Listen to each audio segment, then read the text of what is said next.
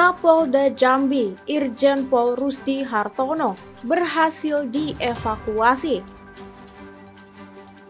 Indonesia kirim bantuan logistik ke Turki dan Suriah. Minyak kita palsu ditemukan di Sragen, Jawa Timur. Halo Sobat Forum Keadilan, bersama saya Puspita Chandra Dewi. Inilah Forum hari ini.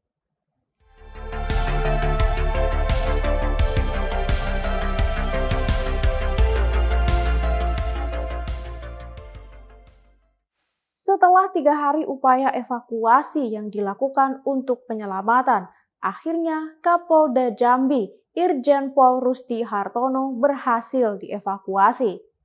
Saat dievakuasi, kondisi Kapolda Jambi dalam keadaan cedera pada tangan dan punggung. Kapolda Jambi, Irjen Pol Rusdi Hartono, berhasil dievakuasi oleh tim SAR pada Selasa 21 Februari 2023 pukul 16.38 waktu Indonesia Barat. Kapolda Jambi dievakuasi dari hutan desa Tamiai, Kerinci, Jambi menggunakan helikopter Super Puma milik TNI AU. Setelah dievakuasi, Kapolda Jambi langsung dibawa ke Kabupaten Merangin untuk stabilisasi kondisi fisik dan psikisnya. Kabid Humas Polda Jambi, Kombes Pol Mulia Priyanto, pada Selasa 21 Februari mengatakan, Kapolda Jambi akan langsung diterbangkan ke kota Jambi untuk mendapatkan perawatan medis di Rumah Sakit Bayangkara jika kondisinya telah stabil.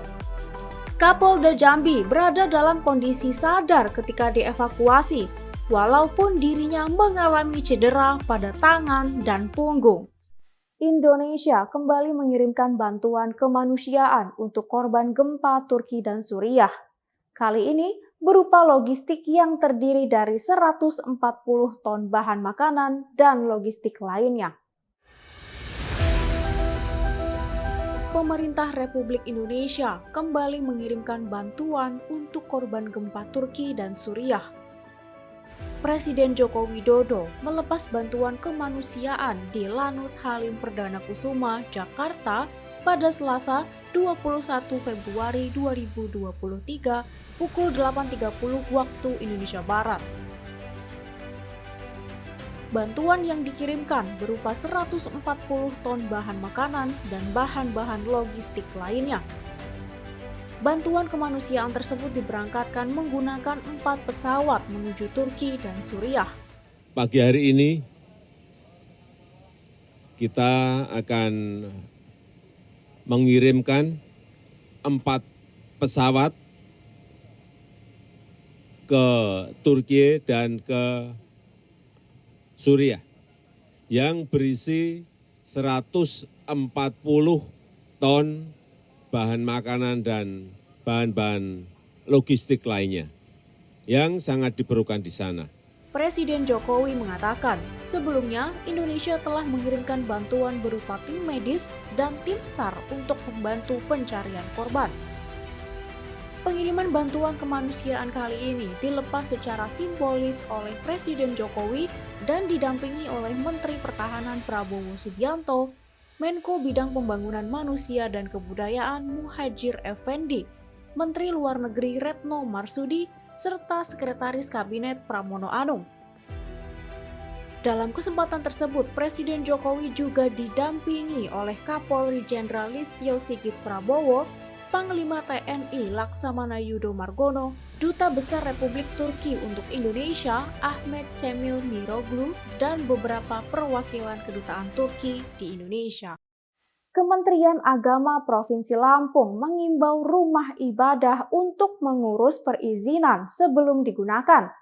Imbauan ini terkait dengan peristiwa pembubaran jemaat gereja yang terjadi pada Minggu 9 Februari lalu.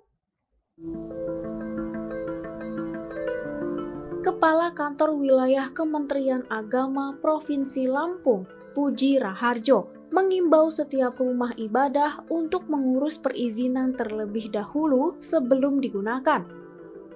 Hal ini diungkapkan dalam wawancara yang dilakukan bersama Forum Keadilan pada Selasa 21 Februari 2023. Imbauan ini berkaitan dengan kasus pembubaran Jemaat Gereja Kristen Kemah Daud atau GKKD Bandar Lampung pada Minggu 19 Februari lalu. Aktivitas ibadah di gereja tersebut dihentikan karena ternyata belum ada perizinan. Perizinan harus diurus, terlebih jika rumah tinggal yang akan dijadikan sebagai tempat ibadah. Itu saya mendorong segera untuk sementara ini izin sementara dibuat dulu sehingga warga tetap bisa menjalankan ibadah. Dan kami Kementerian Agama, pemerintah daerah dan jajaran TNI Polri bersama kepolisian menjamin bahwa warga itu bisa tetap menjalankan ibadah sebagaimana biasa sambil mengurus perizinan tersebut. Di samping itu, Puji Raharjo juga mengatakan bahwa pihaknya bersama beberapa instansi lain langsung turun tangan untuk mengatasi permasalahan tersebut. Pihak Kementerian Agama juga sudah berhasil mendamaikan dan menyelesaikan permasalahan antara kedua belah pihak. Jenazah 2 warga negara Indonesia yang menjadi korban gempa Turki akan dipulangkan ke Indonesia pada esok, Rabu 22 Februari 2022. Keduanya ditemukan meninggal dunia di reruntuhan bangunan apartemen Galeria Diyarbakır, Turki pada Jumat 17 Februari lalu. 2 jenazah warga negara Indonesia korban gempa Turki akan dipulangkan ke tanah air pada Rabu 22 Februari 2023. Kabar ini disampaikan oleh Duta Besar Republik Indonesia untuk Turki, lalu Muhammad Iqbal, dalam keterangan tertulisnya. 2 korban tersebut adalah Irma Lestari dan Niwayan Supini. Jenazah mereka ditemukan di bawah reruntuhan apartemen Galeria Diyarbakır, Turki pada Jumat 17 Februari 2023 lalu. Jenazah mereka langsung diidentifikasi oleh tim DVI Mabes Polri yang ada di Hatay, Turki. Setelah teridentifikasi, Duta Besar RI untuk Turki langsung menghubungi keluarga para korban yang berada di Bali. Lagi-lagi, pemilik mobil Fortuner membuat ulah. Kali ini, pemilik mobil Fortuner berinisial E tidak sengaja menembak sopirnya sendiri di dalam mobil.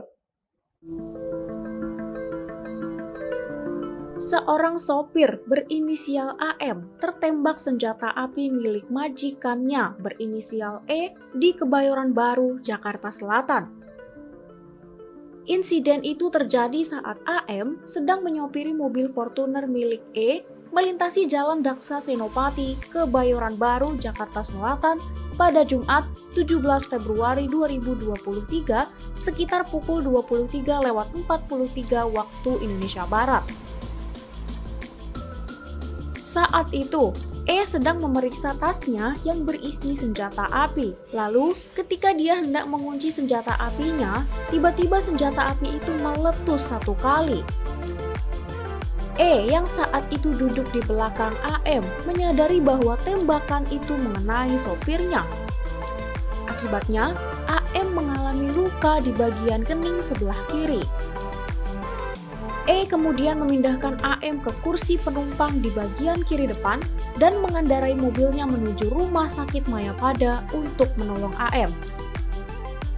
Kapolres Metro Jakarta Selatan, Kombes Ade Arisyam, pada Senin 20 Februari mengatakan, setelah insiden tersebut, E ditetapkan sebagai tersangka dan telah ditahan.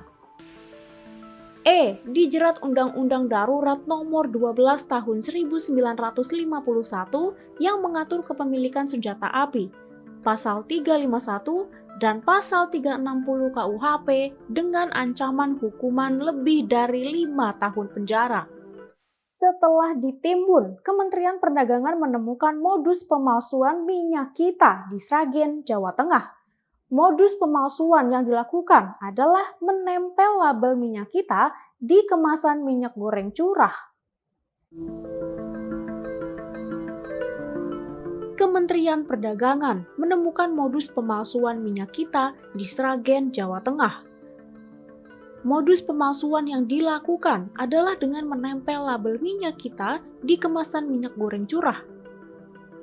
PLT Direktur Jenderal Perdagangan Dalam Negeri Kementerian Perdagangan, Kasan, pada Senin 20 Februari 2023 mengatakan, minyak kita palsu tersebut dijual dengan harga di atas Rp14.000 per liter atau di atas harga eceran tertinggi. Penemuan kasus pemalsuan minyak kita ini terungkap berdasarkan pengawasan dari Direktorat Jenderal Perlindungan Konsumen dan Tertib Niaga Kemendak. Temuan ini selanjutnya ditindaklanjuti oleh Ditjen PKTN dan Satgas Pangan sesuai dengan peraturan yang berlaku. Namun, belum dapat dipastikan pelaku pemalsuan minyak kita berasal dari perorangan atau badan usaha. Penelusuran lebih lanjut akan dilakukan untuk mengetahui pelaku pemalsuan minyak kita tersebut. Pemerintah memohon kepada Majelis Hakim Mahkamah Konstitusi untuk mempertimbangkan status incumbent Wakil Ketua KPK. Permohonan ini dimohonkan dalam sidang uji materi yang dilaksanakan pada hari ini, Selasa 21 Februari 2023. Halo Sobat Forum Keadilan, saat ini saya sedang berada di depan ruang sidang Mahkamah Konstitusi Jakarta, yang mana pada hari ini Selasa 21 Februari 2023, Mahkamah Konstitusi kembali menggelar sidang lanjutan perkara nomor 112 terkait uji materi atau judicial review atas undang-undang yang mengatur batas usia calon pimpinan KPK yang sebelumnya dilayangkan oleh Wakil Ketua KPK Nurul Gufron. Adapun agenda sidang hari ini adalah mendengarkan keterangan pemerintah yang diwakili oleh Kementerian Hukum dan Hak Asasi Manusia, juga Kementerian Pendayagunaan Aparat Negara dan Reformasi Birokrasi, serta pihak terkait KPK. Dalam sidang tadi, pemerintah menyatakan aturan batas usia calon pimpinan KPK dalam UU KPK tahun 2019 merupakan ranah pembentuk undang-undang tersebut, dan pemerintah juga meminta Majelis Hakim Mahkamah Konstitusi untuk mempertimbangkan status incumbent Nurul Gufron yang saat ini masih menjabat sebagai Wakil Ketua KPK. Hal ini disampaikan oleh Direktur Jenderal Hak Asasi Manusia Kemenkumham RI Mualimin Abdi selaku kuasa Presiden di hadapan Majelis Hakim Mahkamah Konstitusi yang diketuai oleh Anwar Usman. Pemerintah memohon kepada Yang Mulia Ketua Majelis Hakim Mahkamah Konstitusi yang memeriksa, mengadili, dan memutus permohonan pengujian atau constitutional review Undang-Undang 19 tahun 2019 tentang perubahan kedua atas Undang-Undang nomor 30 tahun 2002 tentang Komisi Pemberantasan Tindak Pidana Korupsi terhadap ketentuan pasal 28D ayat 1 ayat 2 dan ayat 3 serta pasal 28I ayat 2 Undang-Undang Dasar Negara Republik Indonesia tahun 1945 dapat memberikan putusan sebagai berikut.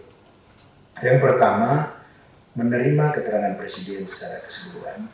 Yang kedua, tentunya pemerintah menyerahkan sepenuhnya kepada Yang Mulia Ketua Majelis Hakim Mahkamah Konstitusi untuk menilai apakah seorang incumbent yang sekarang menjadi komisioner KPK yang terhalang untuk ikut di dalam kontestasi atau pencalonan kembali yang kedua kali, dan ketentuan tersebut, apakah ketentuan tersebut dianggap bertentangan atau tidak, kami serahkan sepenuhnya kepada Yang Mulia Majelis Hakim Mahkamah Konstitusi. Kemudian Majelis Hakim menunda sidang untuk digelar kembali pada Senin 27 Februari 2023 mendatang dengan agenda pihak KPK menghadirkan ahli. Pemohon dengan catatan CV dan surat izin dari lembaga ahli itu berasal harus diserahkan paling tidak 2 hari kerja sebelum dari sidang. Ya, sudah jelas. Siap ya. Ya, baik. Begitu kuasa Presiden, pihak terkait KPK. Ya. Jadi sekali lagi ditunda hari Senin 13 Maret 2023 jam 11.00 WIB. Dengan demikian sidang selesai dan ditutup. Demikian dari depan ruang sidang Mahkamah Konstitusi, saya As'ad Samsul Abidin dan Azji Tri Pangestu melaporkan untuk Forum Keadilan. Zainuddin Amali telah menyampaikan pengunduran dirinya sebagai Menpora secara informal kepada Presiden Joko Widodo. Namun, Presiden Joko Widodo belum akan mengungkap pengganti Zainuddin Amali. Presiden Joko Widodo menyebut Zainuddin Amali belum secara resmi mengundurkan diri dari posisinya sebagai Menteri Pemuda dan Olahraga. Namun, Zainuddin Amali telah menyampaikan pengunduran dirinya secara informal kepada Presiden Jokowi. Hal ini diungkapkan Presiden Jokowi pada Selasa 21 Februari 2023 setelah melakukan peninjauan di Sungai Ciliwung, Jakarta Selatan. Secara resmi belum, tertulis belum, informal sudah. Presiden Jokowi belum akan mengungkap pengganti Zainuddin Amali. Pergantian Menpora akan diumumkan apabila Zainuddin Amali telah secara resmi mengundurkan diri. Gantinya nanti kalau sudah ada resminya baru bisa bicara. Ya, makasih. Sebelumnya, Menpora Zainuddin Amali terpilih menjadi Wakil Ketua Umum PSSI pada Kongres Luar Biasa PSSI yang digelar pada 16 Februari lalu. Dia menggantikan Yunus Nusi yang mengundurkan diri setelah terpilih menjadi Wakil Ketua Umum PSSI. Setelah dirinya terpilih sebagai Wakil Ketua Umum PSSI, Zainuddin Amali menghadap Presiden Jokowi dan mendapat izin untuk fokus mengurus PSSI. Beliau menyerahkan pada saya karena saya menyampaikan kepada teman-teman saya harus memilih. Dan saya sampaikan kepada Pak Presiden, Bapak, saya akan fokus dan konsentrasi mengurus sepak bola, menjadi pengurus PSSI. Dan itu dipahami oleh beliau, dan beliau menyampaikan kepada saya diizinkan untuk konsentrasi dan fokus kepada sepak bola. Demikian forum hari ini. Saya Puspita Chandra Dewi, sampai jumpa.